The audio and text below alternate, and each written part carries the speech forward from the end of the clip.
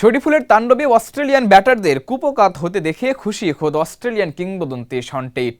কারণটাও কারো অজানা নয়, বাংলাদেশের এই পেস ইউনিট যে তার হাতেই গড়া। তাই তো নিজ দেশের ক্রিকেটাররা অসহায় আত্মসমর্পণ করলেও শিষ্যদের সাফল্যে গর্বে বুকটা ভরে যায় শন টেইটের। ফাতিন ইশরাকের রিপোর্ট। অস্ট্রেলিয়ার মাটিতে তাদেরই বিপক্ষে একাই 7 উইকেট। র্যাঙ্কিংয়ের শীর্ষ দলের বিপক্ষে তলানির বাংলাদেশের পেসারের জন্য রীতিমতো দিবাস্বপ্নের মতোই। কিন্তু শরীফুলের এই অবাক করা বোলিংয়েও চমকে যাননি সাবেক অজি পেসার শন টেইট। একসময়ের শীর্ষের এমন অর্জনে তার বুকটা গর্বে ভরে ওঠে।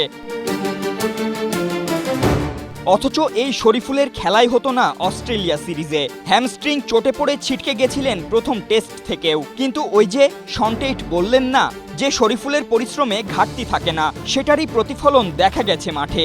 ইনজুরি থেকে ফিরেই সেরা কামব্যাকটাই করেছেন এই টাইগার পেসার।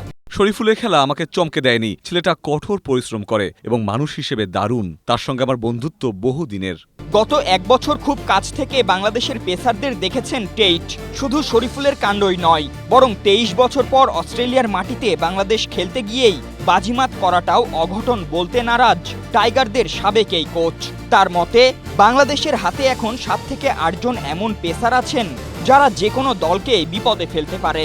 বাংলাদেশের পেস বোলিংয়ের গভীরতা দারুণ। টি-20 ওয়ানডে কিংবা টেস্ট যে কোনো সংস্করণেই এখন বাংলাদেশের বোলিং আক্রমণ বিশ্বমানের। বর্তমানে 7 থেকে 8 জন পেসারের মধ্যে যে কোনো কাউকে খেলানো হোক না হোক, সবাই প্রতিদ্বন্দ্বিতা গড়ে তুলতে তৈরি। শরীফুল কিংবা রান না থাকলেও তাসকিন, ইবাদত ও হাসান তো ইদানিং টেস্ট খেলছেই। পাইপলাইনে খালেদও আছে। সুতরাং বাংলাদেশের হাতে বিকল্পের অভাব নেই। টেইটের মতে বাংলাদেশের সামনে সবচেয়ে বড় চ্যালেঞ্জ এখন ধারাবাহিকতা। অস্ট্রেলিয়ায় একটি টেস্ট জয় কিংবা রেকর্ড গড়া 7 উইকেট নয়, আগামী 3-4 বছর নিয়মিতভাবে শক্তিশালী দলগুলোর বিপক্ষে প্রতিদ্বন্দ্বিতা করতে পারাটাই আসল। Fatin Ishrak, Asia post.